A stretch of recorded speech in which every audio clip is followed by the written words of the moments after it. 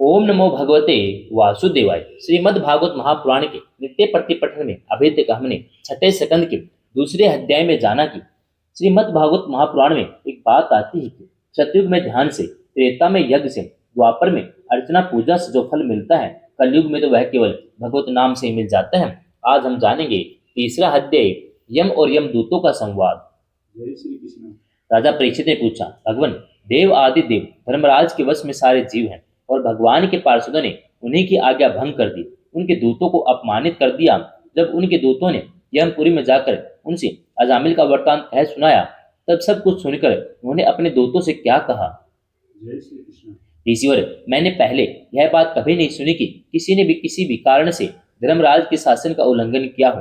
भगवान, इस विषय में लोग बहुत संदेह करेंगे और उसका निवारण आपके अतिरिक्त कोई दूसरा नहीं कर सकता, ऐसा मेरा निश्चय है। जय श्री कृष्ण। श्री सुखदेव जी ने कहा, परीक्षित, जब भगवान के पार्षदों ने यमदूतों का प्रयत्न विफल कर दिया, तब उन लोगों ने संयम समयनीपुरी के स्वामी और अपने शासक यमराज के पास जाकर निवेदन किया। यमदूतों ने कहा, प्रभु, संसार के जीव तीन प्रकार के कर्म करते हैं, पाप, पुण्य अथवा दोनों से मिश्रित।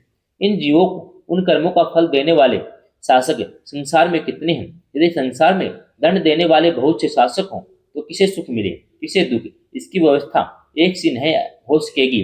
संसार में कर्म करने वालों के अनेक होने के कारण यदि उनके शासक भी अनेक हों तो उन शासकों का शासकपना नाम मात्र का ही होगा। जैसे एक सम्राट के अधीन बहुत से नाम मात्र के सामंत होते हैं। जय श्री कृष्ण। ऐसा इसलिए हम तो ऐसा समझते हैं कि अकेले आप ही समस्त प्राणियों और उनके स्वामियों को भी अधीश्वर हैं। आप ही मनुष्य के पाप और पुण्यों के निर्णायक, दंडदाता और शासक हैं। जय श्री कृष्ण। प्रभु, अब तक संसार में कहीं भी आपके द्वारा नियत किए गए दंड की अवहेलना नहीं हुई थी, किंतु इसमें चार अद्भुत सिद्धों ने आपकी आज्ञा का उल्लंघन कर दिया है। प्रभु, आपकी आज्ञा से हम लोग एक पापी को यातना गृह की ओर ले जा रहे थे, परंतु उन्होंने बलपूर्वक आपके फंदे काटकर उसे छुड़ा दिया। अब आपसे उसका रहस्य जानना चाहते हैं। यदि आप में सुनने का अधिकारी समझें तो कहें। जय श्री कृष्ण।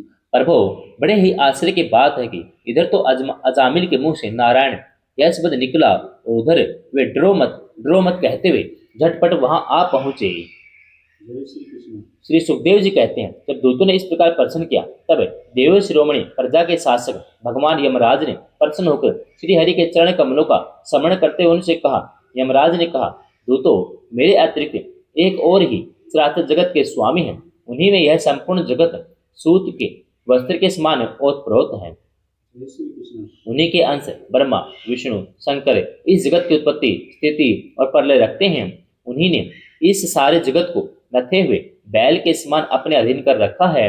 मेरे प्यारे दूतों, जैसे किसान अपने बैलों को पहले छोटी मोटी रस्सियों से बांधकर फिर उन रस्सियों को एक बड़ी आड़ी रस्सी में बांध देते हैं, वैसे ही जगदीश्वर भगवान ने भी ब्राह्मण आदि वर्ण, ब्रह्मचर्य आदि आसन रूप छोटी छोटी नाम की रस्सी में बांधकर फिर सब नामों को वेद वाणी रूपी बड़ी रस्सी में बांध रखा है।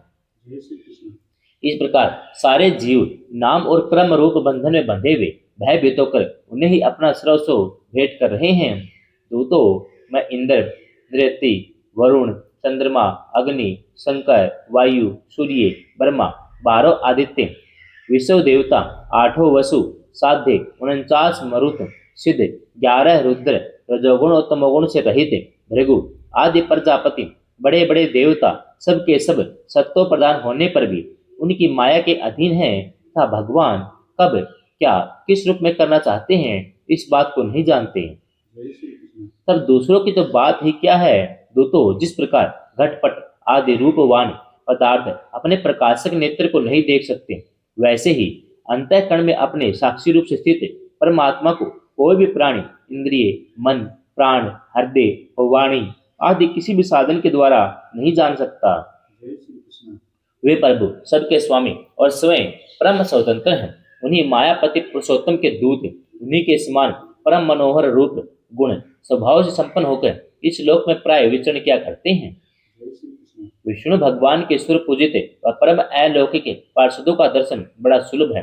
वे भगवान के भक्त जनों को उनके स्त्रों से, मुझसे, अग्नि आदि सब विपत्तियों से सर्वथा सुरक्षित रखते हैं। जय श्री कृष्ण स्वयं भगवान ने ही इस धर्म की मर्यादा का निर्माण किया है। उसे न तो ऋषि जानते हैं, न देवता, न सिद्धगण ही। ऐसी स्थिति में मनुष्य, विद्याधर, चारण, असुर आदि तो जान ही कैसे सकते हैं। भगवान के द्वारा निर्मित भागवत धर्म परम शुद्ध व अत्यंत गोपनीय है। उसे जानना बहुत ही कठिन है। जय श्री कृष्ण जो उसे जान लेता है वह भगवत स्वरूप को प्राप्त होता है। दोस्तों, भागवत धर्म का रहस्य हम 12 व्यक्ति ही जानते हैं। ब्रह्मा जी, देवर्षि नारद, भगवान शंकर, सनत कुमार, कपिल देव, स्वयंभू मनु, प्रहलाद, जनक, भीष्म पितामह, बलि, सुखदेव जी और मैं धर्मराज। जय श्री कृष्ण इस जगत में जीवों के लिए बस यही सबसे बड़ा कर्तव्य परम धर्म है कि वे नाम, कीर्तन आदि उपायों से भगवान के चरणों में भक्ति भाव प्राप्त कर लें। प्रिय दूतों, भगवान के नाम उच्चारण की महिमा तो देखो।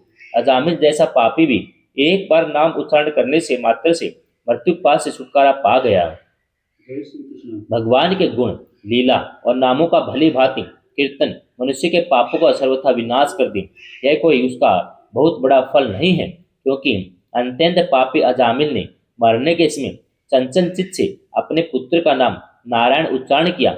इस नाम आभास मात्र से उसके सारे पाप क्षीण तो हो ही गए, मुक्ति की भी प्राप्ति हो गई। जय श्री कृष्ण बड़े बड़े विद्वानों की बुद्धि कभी भगवान की माया से मोहित हो जाती है। वे कर्मों के मीठे मीठे फलों का वर्णन करने वाली अर्थवाद रूपिणी वेद वाणी में ही मोहित हो जाते हैं। यज्ञ, याग आदि बड़े बड़े कर्मों में संलग्न रहते हैं। इसे सुगम अति सुगम भगवत नाम की महिमा को नहीं जानते, यह कितने खेद की बात है। जय श्री कृष्ण प्रिय दूतों, बुद्धिमान पुरुष ऐसा विचार कर भगवान अनंत में ही संपूर्ण अंतःकरण से अपना भक्ति भाव स्थापित कर लेते हैं। वे मेरे दंड के पात्र नहीं हैं। पहली बात तो यह है कि वे पाप करते ही नहीं, परंतु यदि कदाचित संयोगवश कोई पाप बन भी जाए तो उसे भगवान का गुणगान तत्काल नष्ट कर देता है। जय श्री कृष्ण जो समदर्शी साधु भगवान को ही अपना साथी और साधन दोनों समझकर उन पर निर्भर है, बड़े बड़े देवता सिद्ध उनके पवित्र चरित्रों का प्रेम से गान करने रहते हैं। मेरे दोस्तों, भगवान की गदा उनकी सदा रक्षा करती रहती है। उनके पास तुम लोग कभी भूलकर भी मत खटकना। उन्हें दंड देने की सामर्थ्य न हम में है, न साक्षात काल में ही। जय श्री कृष्ण बड़े बड़े परमहंस दिव्य रस के लोभ से संपूर्ण जगत शरीर आदि से भी अपनी अहंता ममता हटाकर अकिंचन होकर निरंतर भगवान मुकुंद के पादार विंद का मकरंद रस पान करते रहते हैं। जो दुष्ट उस दिव्य रस से विमुख हैं, नरक के दरवाजे पर घर गृहस्थी की तृष्णा का बोझा बांधकर उसे ढो रहे हैं, उन्हीं को मेरे पास से बार बार लाया करो। जय श्री कृष्ण जिनकी जीभ भगवान के गुणों और नामों का उच्चारण नहीं करती, जिनका चित्त उनके चरणार बिंदों का चिंतन नहीं करता, जिनका सिर एक बार भी भगवान श्री कृष्ण के चरणों में नहीं झुकता, उन्हें भगवत सेवा विमुख पापियों को ही मेरे पास लाया करो। जय श्री कृष्ण आज मेरे दोस्तों ने भगवान के पार्षदों का अपराध करके स्वयं भगवान का ही तिरस्कार किया है। यह मेरा ही अपराध है। पुराण पुरुष भगवान नारायण हम लोगों का यह अपराध क्षमा करे। हम अज्ञानी होने पर भी उनके निज जन उनकी आज्ञा पाने के लिए अंजलि बांधकर सदा उत्सुक रहते हैं। जय श्री कृष्ण अतः परम महिमान्वित भगवान के लिए यही योग्य है कि वे क्षमा कर दें। मैं उन सर्व अंतर्यामी एक रस अनंत प्रभु को नमस्कार करता हूँ। जय श्री कृष्ण श्री सुखदेव जी कहते हैं, परीक्षित, इसलिए तुम ऐसा समझ लो कि बड़े बड़े पापों का सर्वोत्तम अंतिम और पाप वासनाओं को निर्मूल कर डालने वाला प्रायश्चित यही है कि केवल भगवान के गुणों, लीलाओं और नामों का कीर्तन किया जाए। इसी से संसार का कल्याण हो सकता है। जय श्री कृष्ण जो लोग बार बार भगवान के उदार कृपापूर्ण चरित्रों का श्रवण कीर्तन करते हैं, उनके हृदय में प्रेममयी भक्ति का उदय हो जाता है। उस भक्ति से जैसी आत्म शुद्धि होती है, वैसी कृच्छ, चांद्रायण आदि व्रतों से नहीं होती। जय श्री कृष्ण जो मनुष्य भगवान श्री कृष्ण चंद्र के चरणारविंद मकरंद रस का लोभी भ्रमर है, वह स्वभाव से ही माया के आपात रम में दुग्ध और पहले से ही छोड़े हुए विषयों में फिर नहीं रमता।